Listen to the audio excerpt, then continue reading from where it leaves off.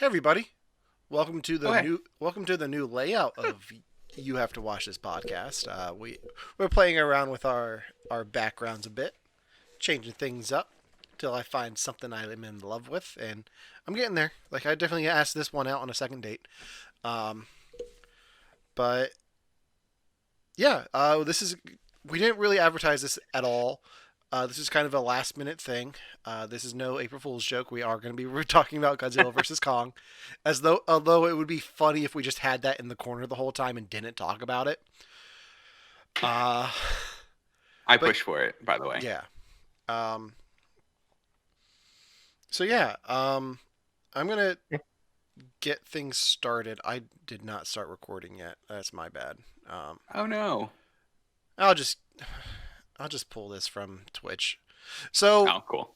what this is not going to be a normal You Have to Watch This podcast. We're not just going to talk about Godzilla versus King Kong. This is an episode of our video only stream, our video only series. Which we call We Watch This, where we talk about stuff we watched in the last month. And we decided because Godzilla versus King Kong came out on a Wednesday of all days, we wanted to talk about that and talk about some other stuff. So before we get to Godzilla versus King Kong, we're going to talk about some other things that we watched for like maybe 15 minutes and then get into Godzilla versus Kong because I know, even though he looks like he's asleep, Ryan is very eager to talk about It Godzilla versus froze Kong. again. Yeah, It it froze. did. Like, No, I figured. It's fun. It's fun. I'm making a collage. It's going to be wonderful. Um, It's gonna be really cool. so before we get into Godzilla versus Kong, let me just get rid of that picture so no one gets too excited. That will be coming, so stay tuned if you want to hear our thoughts on that. Um, what'd you guys watch this month? Anything exciting? So I think the biggest thing I watched this month is I watched both seasons of Umbrella Academy this month. Oh, nice. It Okay, look. I am a jerk. I saw Umbrella Academy when it first came out. I think I watched half of the first episode, went, this is too much like X-Men. I hate this, and turned it off. I'm wrong. I'm Yeah. very wrong. It's wonderful. I think it has one of the best soundtracks in a TV show I think I've seen in a long time. Like I do a lot of job hunting, and those soundtracks have gotten me through a lot of the job hunting. So I absolutely love it. Have you guys seen it? I no. have. I've seen No. seasons 1 and 2. I was late to the game. My wife watched season 1 without me, and then I got into it right before season 2 came out. Okay. I binged watched season 1 and 2 together and didn't have to wait at all because sometimes that's how I like it. I really enjoyed the show. I think Elliot Page does a great job Mm. with her character. I think they do a great job with the makeup with some other characters whose names are escaping me. It is a little X Men esque, but it's like X Men meets My Chemical Romance. Yeah, I mean it's kind of like the hot topic version of X-Men. If I'm Well, really like, you know why, right? no, why? Gerald Way created the Umbrella Academy. Who's Gerald Way? The lead singer of My Chemical Romance. When he, Wait, did he really? yeah, when he was a young boy, his father took him into the city to see a marching band. I hate it. I hate it so much. Don't you dare stop it. Oh, did he really make it though? Yeah, Oh, yeah, it's really his Oh. show. Yeah, you could totally freaking tell then. Yeah, Yeah. yeah, he does comics now. Oh. When My Chemical Romance broke up there for a bit, he got into comics. He did Umbrella Academy. He did a run on Doom Patrol. Um, Oh. which speaking of, like my Umbrella Academy came out around the same time as Doom Patrol and The Mhm. Boys season 1. So I was like, Yeah. yeah, these are all the same show. They're not. They're all No. different for their own ways. I still think Doom Patrol is my favorite, but I really enjoy them all for their own reasons. So See, that's cool. Now I might have to give Doom Patrol more of a watch because now I know that the boys and Umbrella Academy are now distinctly different. Like I kind of lumped them together, and I was like, I pick this one. But now that I know that they're very different, to me, Umbrella Academy and Doom Patrol seem so similar that I won't watch Doom Patrol. But if it's way different and it's better, you think, then I'm gonna watch it. oh yeah, I mean I made you watch the first episode. So And I like the first episode. um, Ryan, Yeah, I'm making sure you're still there because you're still frozen on my I'm screen. I'm I'm here. I'm just staring into my microphone. Okay. That's what it looks like. Honestly, I was really thinking about just turning off my camera and like turning it back on to see if it would work, but I don't want to mess anything up. I don't want to mess. Yeah. Please don't. So what did you watch this month? Anything different, new, and to be exciting? to be honest, it's been more of a rediscovering of older stuff that I haven't seen in ages. And when I mean ages, I'm talking like late 90s. Yeah. Um, specifically, uh, well, and early millennium, but still gonna lump them together. Space Ghost Coast to Coast and Oh Harvey man. Birdman Attorney at Law. And I So know that's the opposite direction of how we normally do this, but that's mainly what I've been like watching in my free time. Okay. Is that because they're on HBO Max? Yes, it is. Nice. Is HBO Max? Well, we'll talk about this later. But HBO Yeah. Max, there's a reason it's the number one app on the Apple and Android stores right now. It's got Yeah. some great oh wow. content. Hmm. I Yeah. think the biggest reason it's at the top of those lists right now is because of Snyder Cut. But Hmm. I think people are sticking around because it has so much content outside of those movies that you come for the Snyder Cut, you stay for Harvey Birdman or Batman the Animated Series or The Hmm. Sopranos or maybe not Game of Thrones, but Sex in the City. Yeah, and that's one of the things that I've been really like. That's one like when I go into HBO Max, I'm looking at that stuff.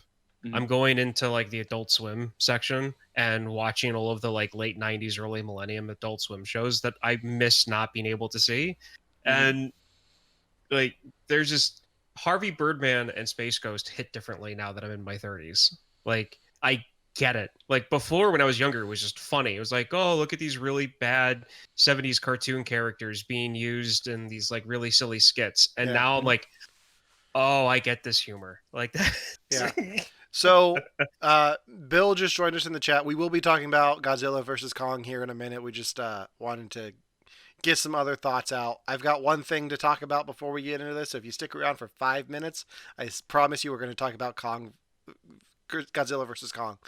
Um, so I recently caught up on Star Trek Discovery, and I like Mhm. this show, but the way they handled their twist for this season, I was not a fan of. Um, oh, Bill, we Oh, miss thanks, your Bill. face too. We'll have to get you on here because now that Chad was, you need to be too to even things out. Um, Even things out. Not you, Like Kevin. there's a Bill to Chad Yeah, continuum and there everyone is, there falls is. between them. Yeah, you got to balance the Not you, scales. Devin. Oh God. Um, so the way they handled their big overarching mystery this year on Star Trek Discovery was okay.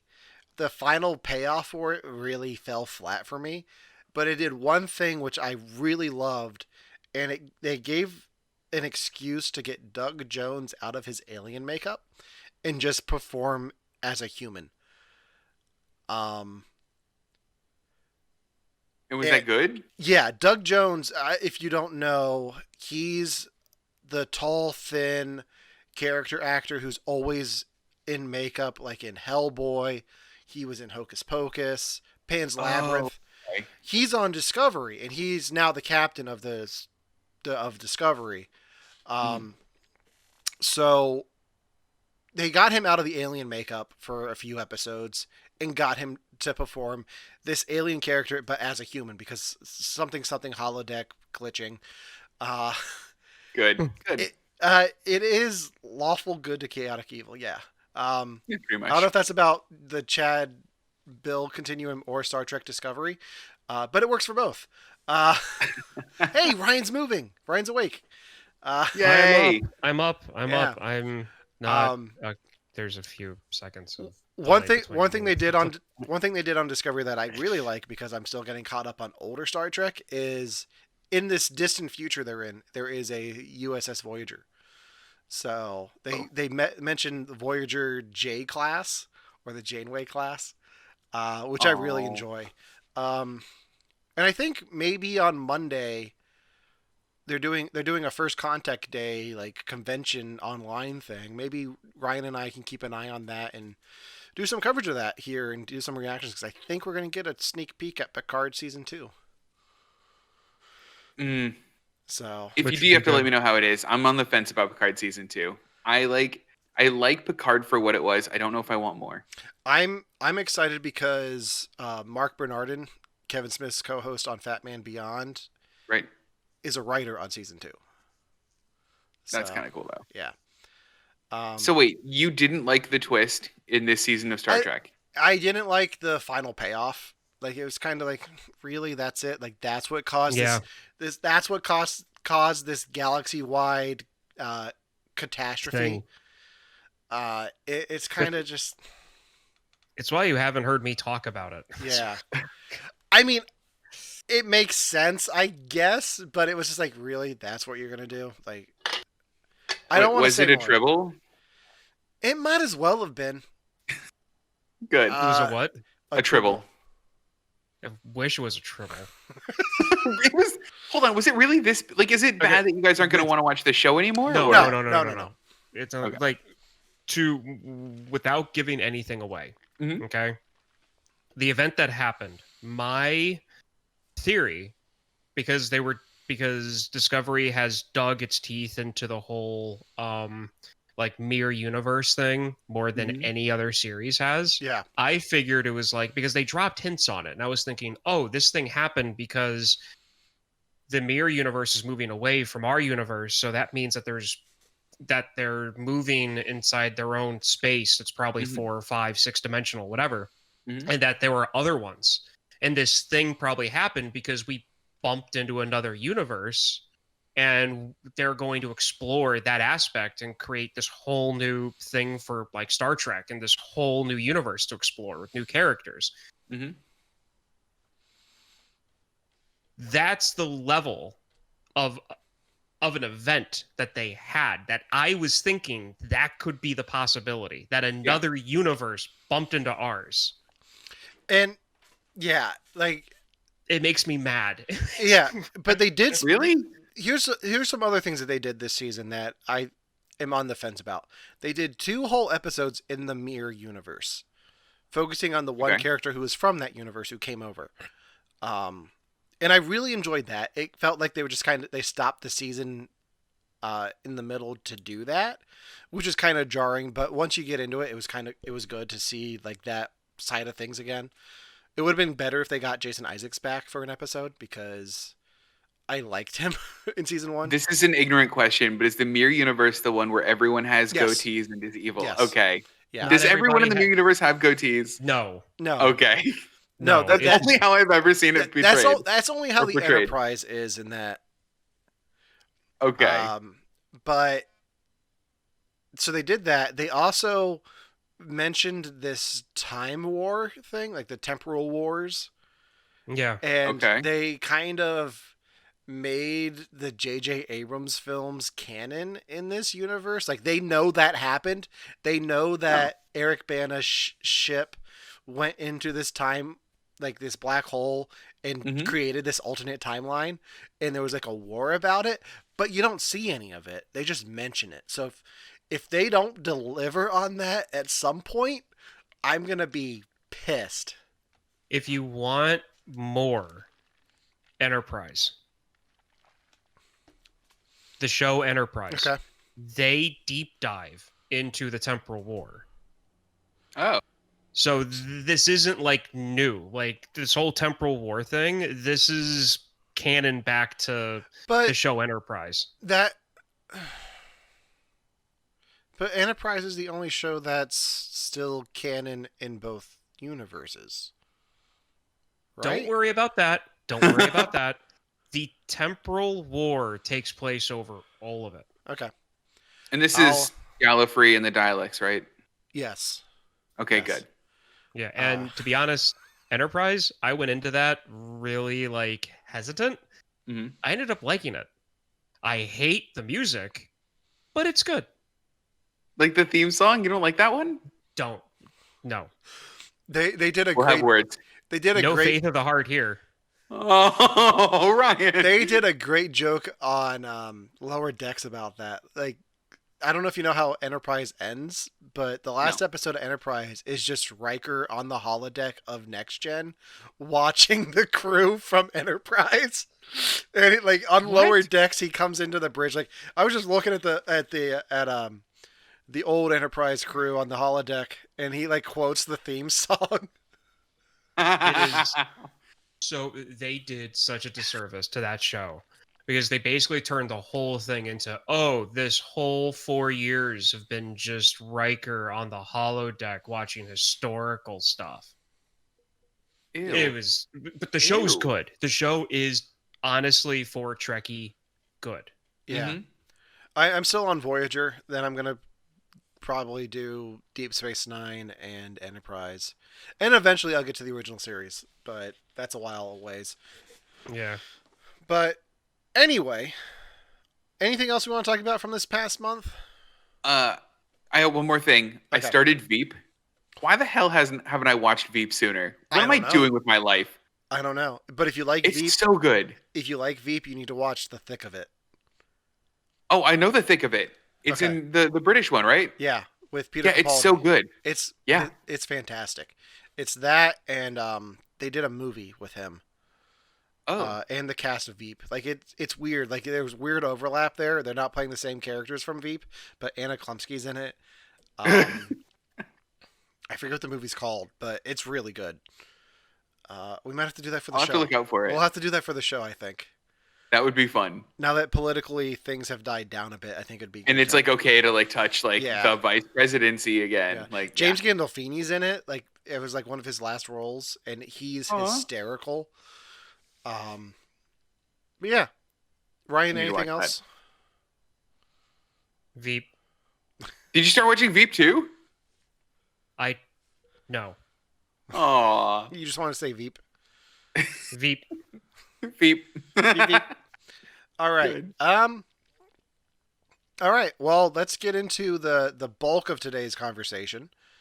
You can see Ryan's up and moving now. Look at him, he's so chipper. We're going to talk about the match of the month, Godzilla vs Kong.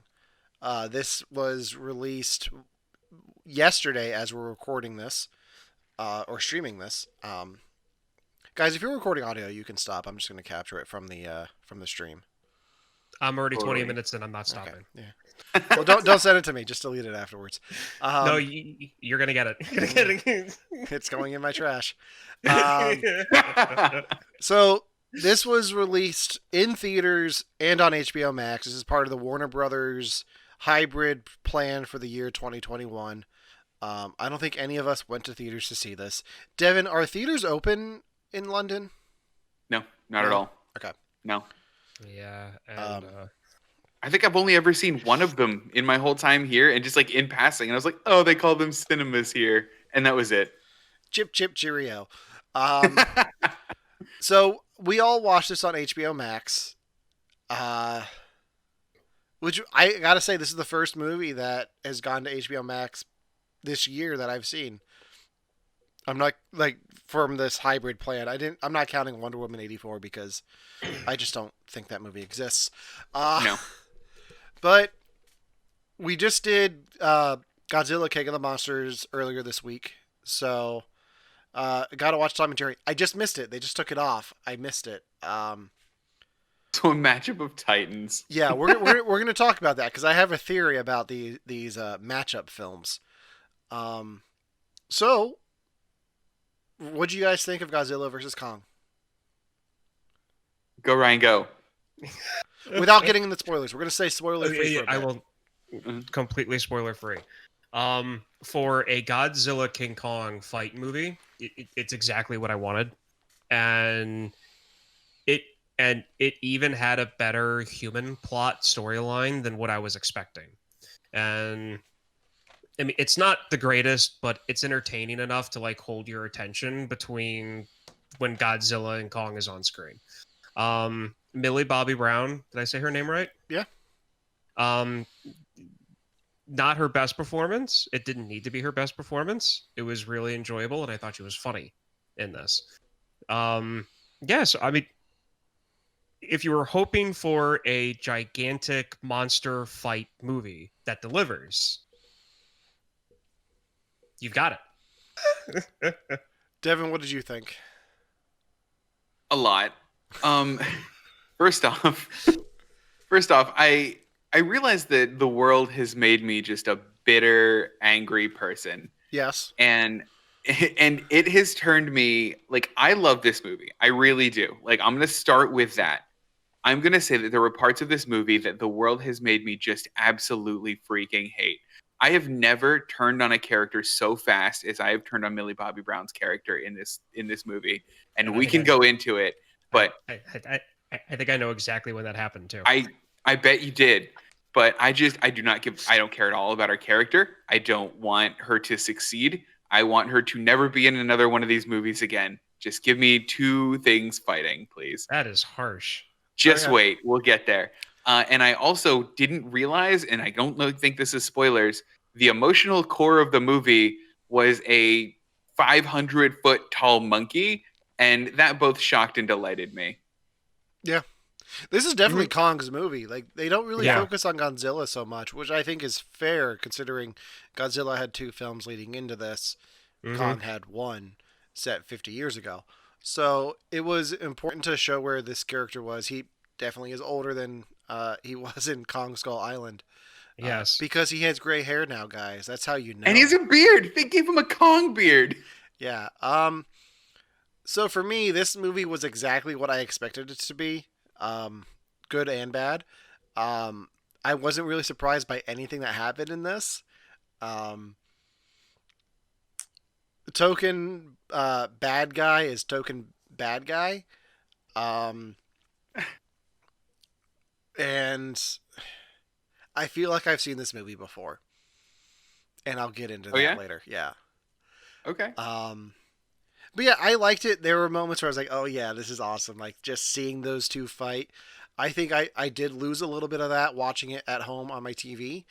Um, if this shows at the drive-ins, I'll probably go see it again because that this would be a great one to see on a big screen. Mhm. Um, but yeah, uh, I I'm okay on it. I'd give it like a passing grade. Okay. I mean, it's fair. Okay. Yeah. So, all right. Can we start by talking about the humans? Because Yes. in my mind, they're the least interesting part of this whole thing, and they're the ones I have the most complaints about. So the only human that I was really interested in was the little girl who's deaf. She had the most interesting human story in this. Um, I I hate to say this about a fellow podcaster, but I didn't really care about the podcast guy. Um, I like that actor; he's great on Atlanta. But Brian Tyree Henry uh, did not really care for his character. Did not care for that whole subplot with No. Eleven and the kid from Deadpool 2. Uh, Well, that's okay. So that's what made me lose her character. Because the world has horribly embittered me. Don't make the conspiracy theorist right. Please don't do that anymore. We're done with that plot, please. Don't make them right. I don't want to see that they are. I don't want to see them uncover something that everyone else could have or nobody else did because they did something illegal. Don't do that anymore, please. We can be done with that plot. Please, please, please. Thank you. I don't know when this was written, but the we should drink bleach or does he drink bleach joke hit weird in 2021. Um, and I guess it was supposed to be funny, but yeah, if this movie hadn't if 2020 hadn't been the 2020 that we had, I think this movie would have hit differently in those agreed. aspects. Yes. But since we live in the world we in, I completely understand where you're coming from. I was able to Mhm. turn my brain off enough and just be like, monsters, fighty, fighty, punchy, punchy. That I was like, okay, I'm just along for the ride. I didn't think of any of that, but now that you said that, like, next time I watch this, I'm gonna be like, ew. Let's see. But It's not just the bleach though. It's also him going tap and them getting into the fluoride conspiracy, Yep. and then everything else. And the thing is, and this is why this doesn't bother me. Okay, and you guys both know I am the most anti-conspiracy person. Like, Yeah. I mean, the only one you buy into is that birds aren't real, right? I I buy into that, and I do that whole thing on Facebook because it is the best sarcastic, like cynical joke that I can get into to make fun of those people. And so that's why I always share that stuff on Facebook, Yeah. because I mean, if people want to share stuff about any of the modern conspiracies that have been around for the past 5 years, you go to my page, look at the stuff Yeah. I share, you look that stupid. Moving Yeah. on. Yeah. So anyway, all of the stuff that he mentions that's not directly tied to Godzilla in this movie when it comes to like the conspiracy theory stuff Mhm. has been around for since the dawn of the Cold War. Right. So it's not like anything he's saying is new or made up for the movie or anything. So like when he said tap to her, Yeah. I knew exactly what he was talking about, and I rolled my eyes and I'm like, "Oh, they're really digging deep for this guy." And then of course, that whole thing and the whole conspiracy theories, but I felt like what they were doing with Millie's character Mhm. was that she was saying what she needed to say to get the information that she needed. Even though they did show her drinking out of bottled water most of the time, Mhm. I still feel that she didn't buy into any of that. She was just, this guy knows what's going on in regards to Godzilla and what's going on, because I know this stuff at a whim. So that's why I never really like her character. Like that didn't really like turn me off on her. Mhm. Where you want that whole subplot to end, I really want the dumb best friend to end. The Okay. like the kid from Deadpool. The kid from Deadpool, because Homecoming, his friend, Oh, The guy in the chair. Spider-Man's friend. Yeah, Ned. Yeah, yeah, Ned, this guy. I and I try not to remember them. That's why I have a hard time picking. But I know there's like been four of them that have been like Mhm. a cookie cutter of his character, and it's a birth of a new form of a character. I want it to end before it gets any older. I mean, I don't think it's a new thing. I think it's been a thing for a while. I think even going back to the fourth Die Hard, I can remember that being a thing. The guy in the chair, like that's always. No, not the guy in the chair. I'm talking about the personality of what they're doing with these characters. And I first noticed it with Homecoming, with Spider-Man's friend. I Of mean, I think you have the same thing with Justin Bartha in National Treasure. See, I've only seen that movie like twice. Okay. I mean, I don't think it's a new thing. I think it's just something you've picked up on recently. It's definitely something you can go back and find throughout film history. Yeah. I feel like it's really concentrated because it really annoys me. But at the same time, that could also be me becoming an old crotchety man. So I think it's a very cheap and easy way to add levity to a movie that doesn't naturally lend itself to comedy. I mean, it's easy to have someone in a corner making dumb pop culture referencey jokes to seem hip and cool with nowadays kids, because you just cast a kid that's going to be the quippy one or be the dumb one that you can make a joke either at or to or with, yeah, instead of making characters make a joke organically, which is a lot harder to write. yeah, and you know what? I'm fine with that. And it's one of Yeah. those things where it's like I'm getting tired of it. Sure. But if it works and the majority of people like it, I'll just put up with it. Yeah. It's like I'm not going to tell people this. I'm not going to want to start a petition to outlaw Butterfingers because I don't like candy peanut butter, because I know I'm in because I mean I know that I am in the minority on that one. So I just won't eat it. That makes sense. So while we're speaking about things that of the humans that we didn't like, dear writers of these movies, can we please stop taking little girls on dangerous situations? Because they didn't learn their lesson. I mean, sure, Millie Bobby Brown got herself into the like into her own shit, but like they were like, oh, here's this little deaf girl. She's coming on the dangerous mission with us. Why? And we're just gonna let her walk on the deck with this giant monkey in the middle of the night, in the middle of the ocean, in the middle of a storm. Like, Right. watch the doors. Like, keep an eye on your kids. Like, Right. I mean, the thing is, like, in that situation, the monkey wasn't even the most dangerous part. It was the Yeah. storm. yeah. So I'm fine with putting young children in dangerous situations because it worked. That's I our mean- clip for the show. I mean, Yep. look. Okay, so she is being taken care of by her mother, quote unquote, adopted mother. Yeah. adopted mother. She's being taken care of by her. They live in the facility that Kong, or in the area that Kong is at. They're transporting Kong, so there's nobody to watch her, so she comes with. And besides, this movie starts off with Kong and her together, the young Mhm. girl. So clearly it's a thing that they know that Kong's not gonna hurt her. And if anything, bringing her along is like Kong's security blanket. That's what I got from their relationship up until that point where she decides to walk out onto a huge transport flat belly ship in the middle of a typhoon, and like that whole thing. So I mean, I'm fine with putting kids in danger as long as it fills the plot. Priorities. Priority. Gotta have them. Yeah. So there are two human stories going on here.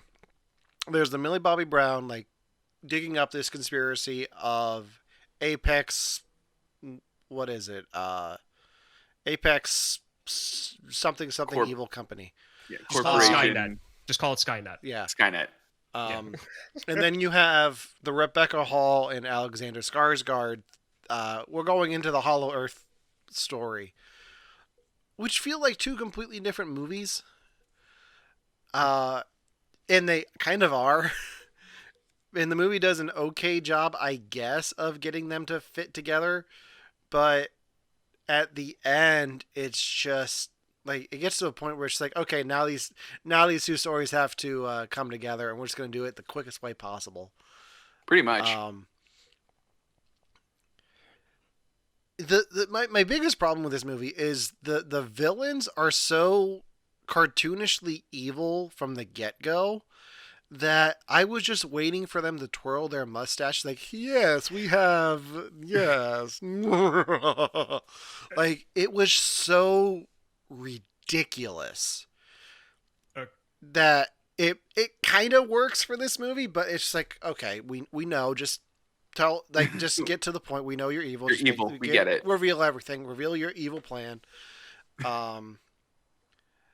And then like the whole Hollow Earth thing's like, this feels dirty. Like, don't believe everything they're saying. Like, it's a trap. So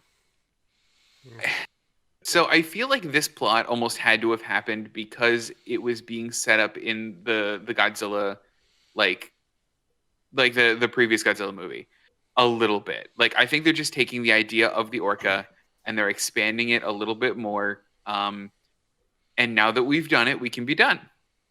Like, I think that they can't do this plot anymore, and I think they needed to add some sort of intrigue to the humans. Because, like, in my mind, I don't know what you make the humans do in a Godzilla movie. Like, this is, I think, the most you could probably make them do. Otherwise, they're just there to react and say things like, let them fight.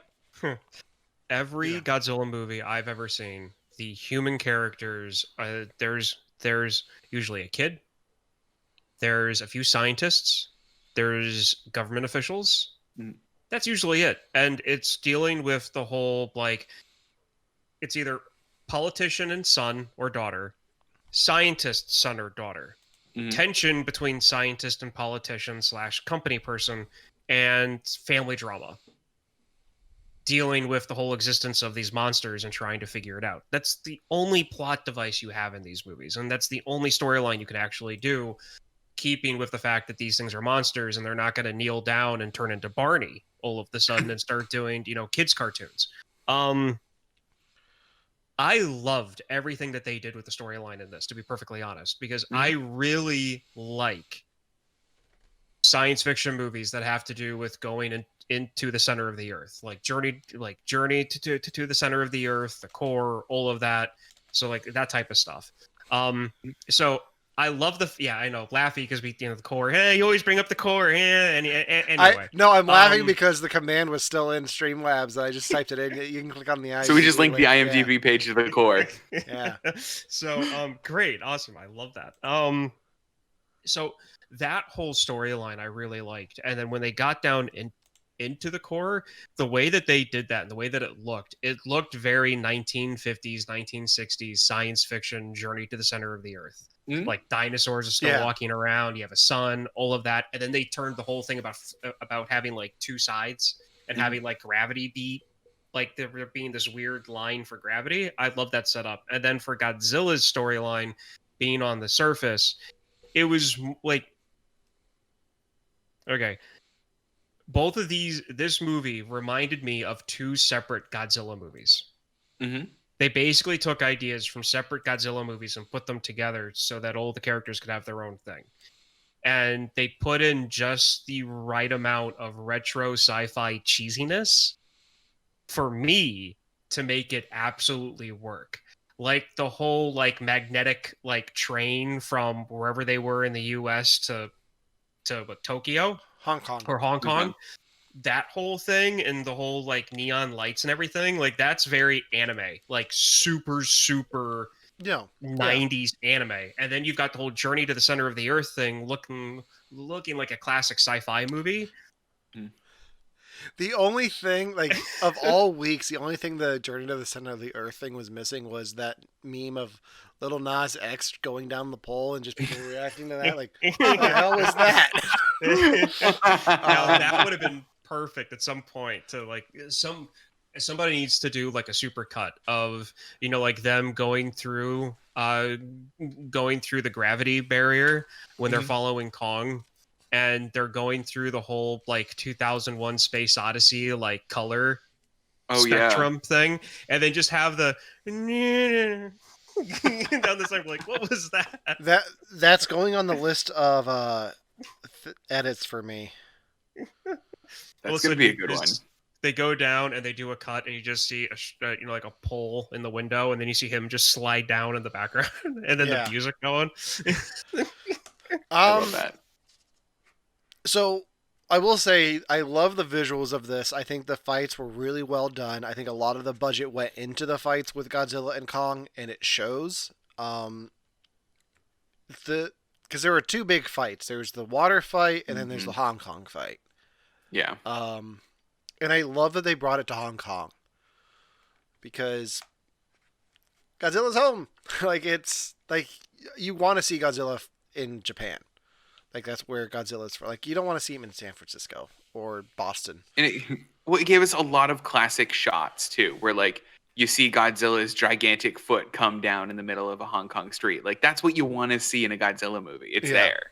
No, what I wanted to see, I got, which was him in the center of the city, lit up by the giant LED fluorescent colored lights. Yeah, and I really like that they leaned into those colors because it's such contrast between this giant lizard and this giant ape who are fighting. And it just added something. I love when you can put colors like that into something that it really shouldn't be in, but it fits. Mm-hmm. So I really enjoyed that. I think this whole series uses color really well. It does. Is there anything else we want to get into without getting into spoilers? Does the first minute of the movie count as spoilers?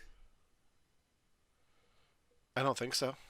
Okay, so the movie opens on Kong living his day to day and just like showering in a waterfall, and I could watch 2 hours of that shit. I loved it. I really did enjoy that too. I love the song they picked. Yeah, for it. It fit. It was great. And then that's again where I was mentioning about him and that little girl's relationship. Yeah, like she would not be there if they didn't trust her to be in there with him, like that. Some of the song choices in this were really good. There was one I really didn't like, and it's not spoiling, just the end song. Well, it's fit the same style as the opening. A little bit, but I don't. I just for some reason I was just like that one. Okay, Because it's like 70s pop rock, right? yeah, I'm, Yeah.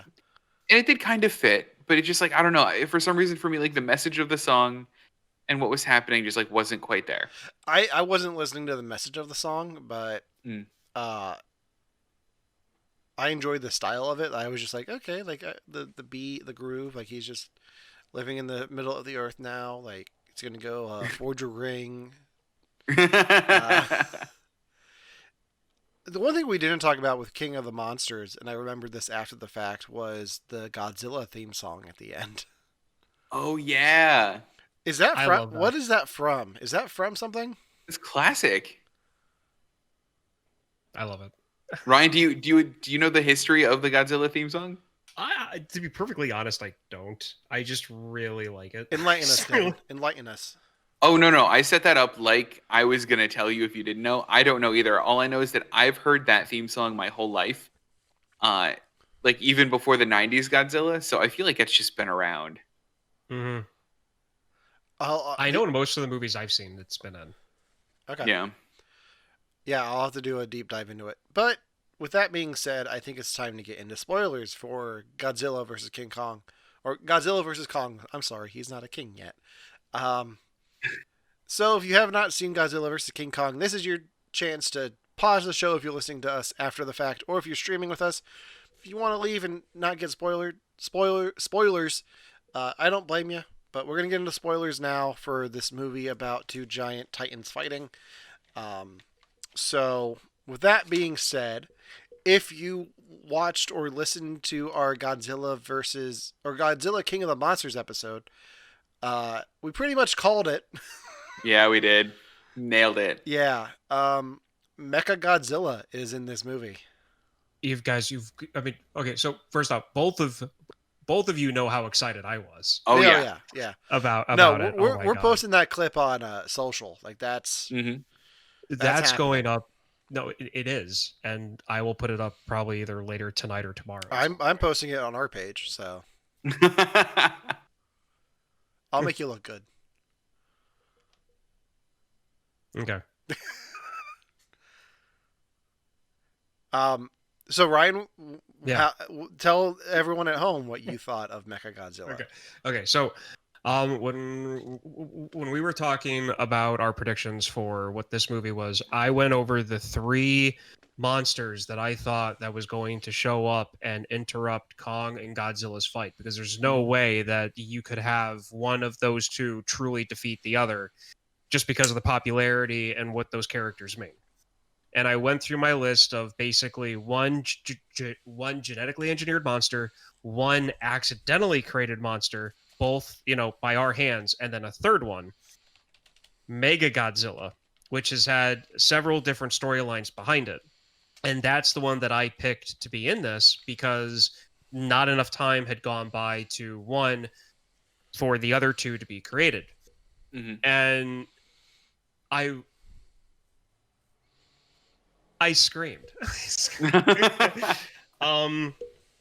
When they showed its eye at the beginning, Mhm. I was like, are they going to do Mega Godzilla?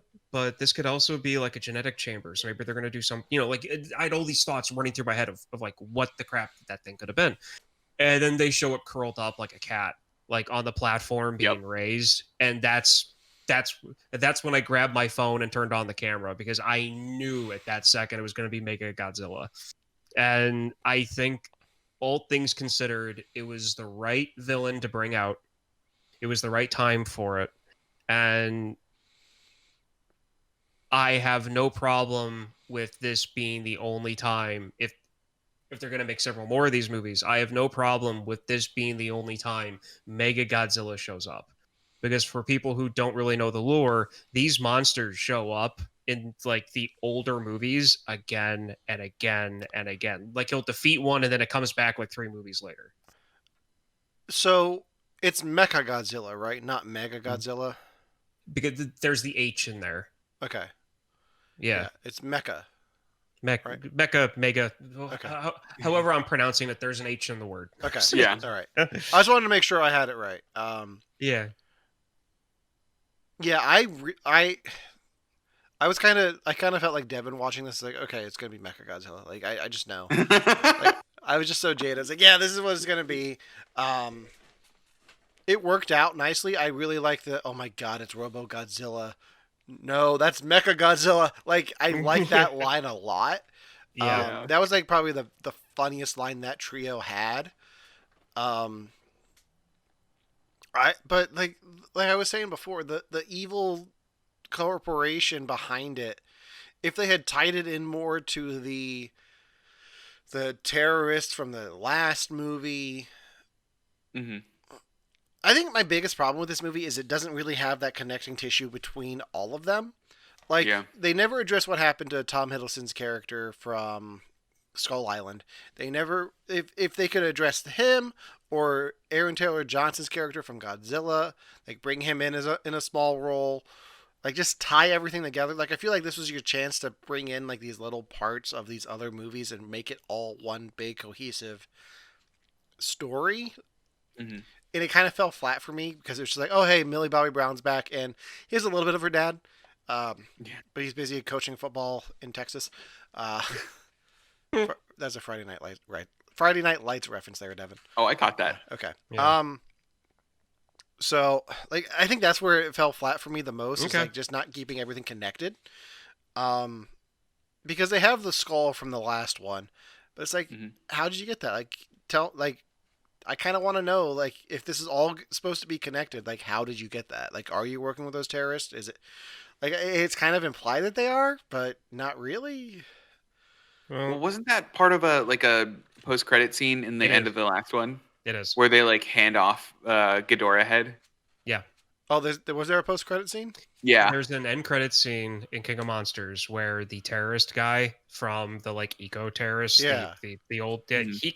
he comes in, he walks into like a warehouse room where with like a bunch of guys holding weapons, like they look like a bunch of like mercenary marauders, and there is a severed Ghidorah head just sitting on the floor, and he's like, "Great, we can use this" or something like that, and then it cuts. Okay. Um, that would have been helpful to know when I watched the Hmm. movie 2 days ago. That Uh, that that and the whole thing about like having every single one of these movies, they have main characters that don't get brought up again in the movies going forward. Mhm. And one thing that I kind of like about that, because I've never seen all of the older Godzilla movies in order. I haven't done that. So I'll watch one movie and it's got different characters, maybe like one similar one to a movie I saw before. And I don't know if that's like a style thing that that they're trying to like reproduce, but besides that, the reason why that I actually kind of like the way that they're doing it is because each movie's done by different people's point of view of what's going on. Mhm. So like Kong Skull Island has to do with the survivors who were there and how they saw it, and then they give you like like they give you enough about the world so that when you get Godzilla, when they drop the name Monarch and when they drop this and they drop that, they're like, oh, okay, so that character was talking about this, and they mention other characters, even though they're really not showing them. Mhm. So I feel like the only thing that's really connecting all of these movies is the world that it's set in, and everything else is just this is just from a different person's point of view. yeah, and that works to a point, but if you're going to give us these characters to get invested in for a film, I need more payoff down the line. Like, it's great that Billy Bobby Brown's back in this, or Millie Bobby Mhm. Brown. Billy Bobby Brown. Oh, Jesus. But like, she doesn't have to be in this. It could have been anyone in that role. Like, it doesn't really serve the plot that she was in the last one as much. Like, it I didn't wonder need to if be they're her. I wonder if there's going to be another payoff for her down the line too. Then, like, because I It's feel like they're giving her a character arc now, like between movies. I mean, that could I- be, but my last question for the show tonight is going to be, where do they go from here with Yeah. these movies? So Well, my think I didn't have any issue with her character when it came to this movie compared to the last one. Because I mean, it kind of makes sense the type of teenager that she's turning into because of what she's been through. You know, like she's obsessed with Godzilla because of what she saw originally. Like he saved her life, even though he probably killed half the city of Boston. I mean, Okay. and so Here's I think I just figured out what my problem with it is. I've seen her do this before on Stranger Things for 3 seasons. I don't need to see it. I don't need to see her do it again in this. Like I No, think here's that's what's gonna I think that's happen. part of the problem. The next movie, she's just going to show up again. She's going to be wearing a lab coat. She's going to be the world's leading Godzilla expert, and they're going to consult her for a while, and then her character is going to die, warning them that Godzilla is still the good guy, even though everyone forgot again. That's what's going to happen in the next movie. Calling it. how many Godzilla movies have you seen? Because that's every Godzilla movie. I know. I've seen a bunch. So I mean, the thing is, it's one of the okay. So you've seen her do the same thing at Stranger Things. Yeah. That's fine. That is completely valid. Because it's Godzilla, it's not a Demogorgon. So to me, it's a But completely separate Her thing. whole thing though is doesn't have much to do with Godzilla. It has more to do with the evil corporation and figuring out what they're up to. Like she doesn't interact with Godzilla at all in this movie. Well, true, but the only reason why she's dealing with the company is because she's listening to the podcast of that guy who's trying to get to the heart of it, and she knows that it probably has to do with Godzilla because that guy was talking about Titans in his podcast. So her motivation is still Godzilla. It's you know, it's just this company is what is, you know, is at the bottom of the rabbit hole that she fell down that she fell down into. Now, the only thing that got me thinking of Stranger Things in this was her eyeliner, making me think of that one episode from I think season 2 where she moves the train.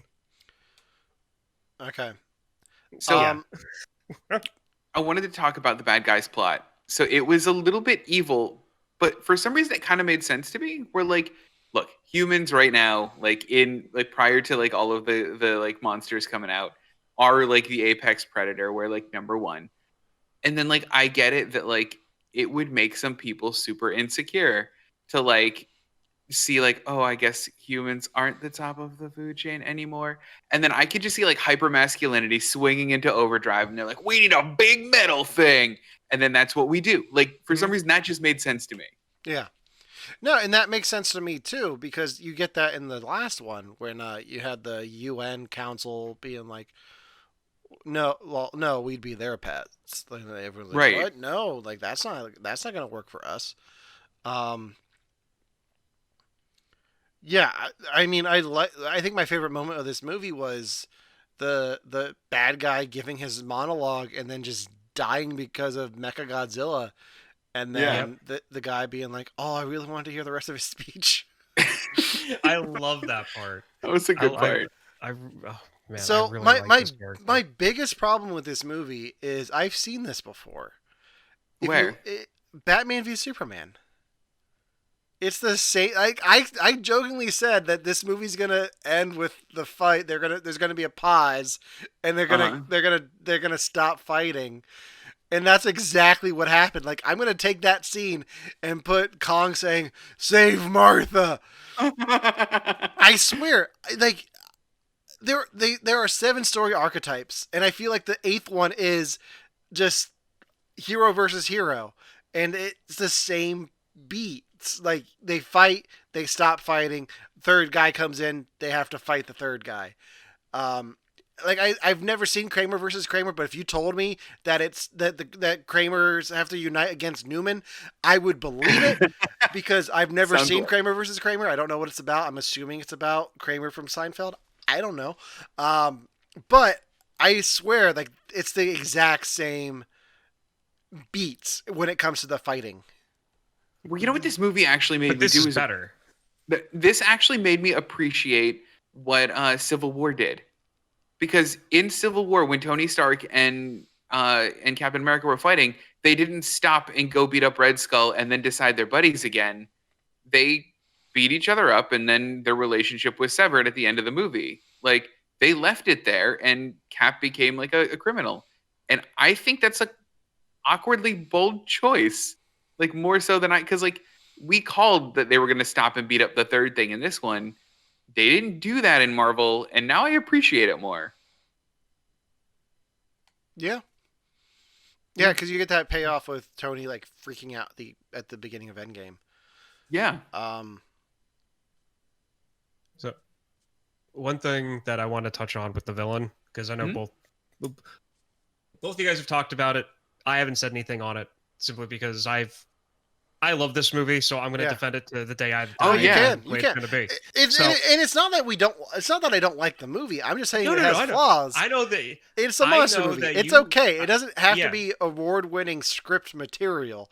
It's Godzilla vs Kong. I'm not coming here expecting top-notch performances in the greatest screenwriting ever made. Like it is what it is, and it's a fun-ass movie. And I highly recommend it to anyone who likes these movies because it's a lot of fun. Okay, it just has issues. Okay, so what I want everybody to do is to go back on your computer, record from when Alan, just before he went on his rant, record that. And if you come across anybody who wants to talk critically about a Godzilla movie, play that at them. Yeah. Because we have a show, we're going to nitpick everything under the sun. I am just not going to nitpick this movie because I love it so much. I'm going to leave that to these two. What I'm going to say about the main villain is that if you watch a lot of the classic Godzilla movies, whenever there's a human villain and there's like a new, like mustache twirler, they're a mustache twirler. Yeah. So I mean, like, there's a lot in this movie that I really feel was just a homage to like the old school Godzilla movies, more so than the other Godzilla movies. Than Godzilla and King of Monsters. This one it has a lot more similarities to the old school Godzilla movies than the other two. From like the crazy, stupid sci-fi sets. Because I'll be perfectly honest, the whole train thing I mentioned before about the whole skull crawlers going from one city to the other, like, I was just dumb. It was a dumb set. It looked completely hideous. But you know what? That's what the sets looked like in the classic Japanese Godzilla movie. Quick question. What the hell is a skull crawler? They're from Did you see Kong Skull Island? Okay. It's been a while since I've seen that. That's what I thought. I just wanted to make sure. Yeah. I haven't seen that movie in years. So, forget the guy from Step Brothers. John C. Reilly. Thank you. He makes a comment in Kong Skull Island where Brie Larson and her co-star in that ask him, like, what are these things? And he says, I call them skull crawlers. And they kind of look at him for a second, and he goes, oh, I thought that sounded cooler, but now that I say it out loud, it sounds really stupid. And then Brie Larson's like, no, it's fine. It's fine. Man, I almost went on a rant of, like, I knew it was gonna piss Ryan off, and I almost listed every other actor in Step Brothers except for John C. Reilly. I almost just started naming actors from Step Brothers, like Will Ferrell, that weren't him, Richard Jenkins, Adam Scott, Catherine Kahn, Mary Steenburgen. Then I would have been okay. No, I mean the guy from whatever, like the actor. Walk Hard, a Dewey Cox story. Jenna Fisher, the actor who was in Gangs of New York and For the Love of the Game. He was in Gangs of New York. Yeah, he was the cop with the watch. Oh, Leonardo DiCaprio. God damn it, Alan. He has no power here because we've already, Daniel Day-Lewis. Got it. Okay. So anyway, but yeah, no, like the villain matched other Godzilla human villains that I've seen before, and so to me that was just one more, in my mind, homage to like the older movies, because I mean they're supposed to be top hat, wearing jerks. Yeah. No, it makes sense. Yeah. What? Like I talked a bit before about the movies having this movie having two different plots that just are kind of forced together at the end, and I kind of zoned out for a minute. I was like, wait, how did Kong get here? Did he just come up with that whole Godzilla just blew in the earth? And it's like, yeah, that's how he got there. Okay, like Yeah. that makes sense. Like they just have And like Godzilla Godzilla look literally connected the directly plots. down and just Mhm. blow a hole through the earth for miles and just Yeah. like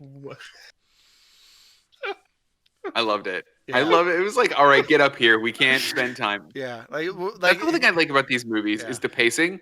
Like we get the first fight between the two of them at like the 41-minute mark, and like the last hour is just them fighting, and then the movie ends. Like no like complex like here's where Millie Bobby Brown learns her life lesson and takes it into school where she's now more popular. Nope. Movie's over. Fight's done. We're done. Get out of here. she's got to be grounded, right? Yeah. Yeah. Oh yeah. Because No. you go from where was she living? Boston? I think it was Florida. Okay, It was Florida. Okay, she was in Florida then. Okay, so Florida to Hong Kong. If I did that to my parents, I'd still be grounded. I'm a 30-year-old man. I would still be stuck at my parents' house because they'd be like, "You, Hong Kong?" Like, Hong Kong. Okay, so this is something that with all these other issues you guys might have glossed over, but Mhm. how did her dad get to Hong Kong? Because the last time we see him, he's dealing with stuff in the U.S. Monarch. How did he get anywhere in no. the last movie? I know, but I'm just saying It was really fast. they don't get into like him saying he's going to go over because he gets a phone call from her and it cuts out. He has no idea at that point where the call came from, what's going on. Well, All no, he knows is that he he's can look at following the number. He's following Godzilla. Like that's what his whole thing is. They see Godzilla's going Mhm. towards Hong Kong, so he's following Godzilla.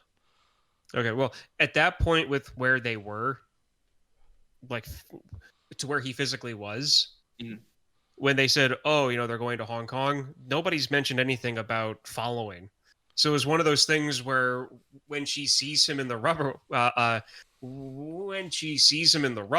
I'm like, "Oh, cool, he shows up." Yeah, that was a little bit of happy circumstances. Exactly. All right. Any final thoughts on Godzilla vs Kong before we wrap this up? I mean, I nitpicked, but I love this movie. Yeah. I'll watch it again. It was great. This has got to be like my favorite one of the four so far. Okay. Ryan, Ryan's video came back.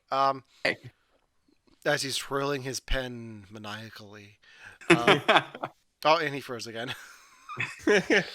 So Ryan, since you're the expert here on these movies, where do you see them going from here in like a minute, just real quick? Where do you see them expanding this universe more with other creatures, or? I hope so. The one thing that kind of confused me though was the whole March Madness bracket opening to this movie. Yep. Where it was kind of like, they fought this axe, and there were several of them that they didn't show connecting. Yeah. So I'm kind of iffy on those other two monsters I mentioned before, but I'm hoping the next one is because since Apex is destroyed, government regulations, I'm thinking Destructor, the Okay. monster created by the Oxygen Destroyer. Okay. Yeah. And then if they wanted to, that could be I'm seeing at least two more movies. Another movie for Godzilla for maybe like a minor, like the first one he ever fought, like the weird turtle hedgehog looking thing that he fought in one of the older movies. Yeah. But I definitely see Destructor being like the main ending villain in this whole thing from the Oxygen Destroyer. And I'm thinking two more movies. Because I mean, they're building an interesting world. I want to spend more time in it, and I want to see more of its nuances. I wonder. My biggest thing is they spent the last 3 movies building to this and like teasing what's next at the end of each movie. And then this one doesn't have it's not teasing anything. It's just like, here are credits. So I don't know. What I think this one was missing that I want them to bring back, and I think they should, is the entire metaphor of Godzilla. Like Godzilla is a metaphor for nuclear war. The last one he was a metaphor, or the monsters were a metaphor for like using destruction to heal the world and like stopping our like, you know, shitty ways. And like they were all like that. This one's just like, you want to see a monkey fight a lizard? Do it. Yeah. So like I want them to bring back the metaphor. Okay. No, that's fair. Okay. Which doing the oxygen destroyer with Would. Destructor would. Mm-hmm. Especially being the Absolutely. fact that it comes from the ocean. Like, you know, it's Yeah. man-made pretty Yeah. much. Mhm. So, I mean, that would be a real good one. Besides, they haven't. I mean, I still think that something's going on with that egg that they found. Right. Remember, because they said in the credits of the last one, they found an egg. I thought Mothra was legitimately going to show her face in this, and they didn't. Yeah. So I'm starting to fall back that maybe she did actually die, truly dead. Okay. And so I'm hoping that egg is going to be what's going to be in the next movie. And then after that, they're going to do a teaser for the oxygen destroyer made monster. And then that should be the movie after that one. Okay. That'd be That's the what last I one. would do. All right. So I think that does it for our review of Godzilla vs Kong, which we all recommend, even though we have some issues with it, but Ryan doesn't. No issues at all. Yeah. Nice. So before we wrap up this special, we watch this. We usually talk about things we're looking forward to in the month of April. I'll go first because there is something I'm looking forward to that's happening right at this moment that we're recording. Elliot Stabler's back on Law and Order, guys. Chris Maloney's characters come back to Law and Order SVU and then gets his own spin-off tonight, Law and Order Organized Crime. And I haven't watched Law and Order in years, but if you think I'm not watching this as soon as I can tomorrow, you are wrong. I am watching the hell out of it. I love Chris Maloney. I want to see them bring back this character. I am super pumped for his own show. Because the Law and Order SVU stuff can get kind of heavy, but organized crime, I'm all for that. Like that's light enough that I can get into it. So As long as I really, I know they're not going to go this route, but I really wish they would. My favorite role of his, and I forget what movie it was, but he's a chef at a summer camp, and he like what's hallucinates. Hot American Summer? I Oh. want a little bit of that character to be in his character for his spin-off show and do like Ally McBeal type stuff when he's out on like the case. And it's like he'll be doing something and all of a sudden there'll be like some like weird CGI thing crawling on the floor that he has to good. like work with or something. Or like that's how he thinks. That's how he processes. What are you guys looking forward to this month? Mortal Kombat, 100%. It got pushed. It was did. supposed to come out on the 16th. It's the 22nd now. Don't care. I'm not going to be weird about the movie. Like, I'm not like gatekeepery over the lore or anything like that. Give me Scorpion fighting Sub-Zero and I'm a happy guy. And that's why we're doing that on the show on Tuesday. Yeah, it is. So, all right. I'm with Devin. Okay. Yeah, And I feel the same way about the lore. Like, good. yeah, I like just give me a cheesy fight movie. That's all Right. I want. I don't Just know how give- I'm going to watch this movie and not button mash. Like, that's all I know how to do with Mortal Kombat. So you can tune in Tuesday for our review of of Mortal Kombat from the year 1994, 5? I think it's 5. Okay. 1995. Until then, you can make sure to follow us here on Twitch. If you're watching us on Facebook, go ahead and hit that like button. If you're listening to us, this is usually normally we've done this a few times as video only. We're releasing this one as audio because of the Godzilla vs Kong thing. If you enjoyed this, you can always watch us on our YouTube channel. You have to watch this podcast or live on Twitch. We usually do a better job of advertising when we're going live than we did today, but life is life, and we just didn't get around to it. If it's your kind of thing, you can meet us at the Main Street Comic-Con in Waynesboro, Pennsylvania on April 10th. We just got some of our stuff in that we're going to have at the con.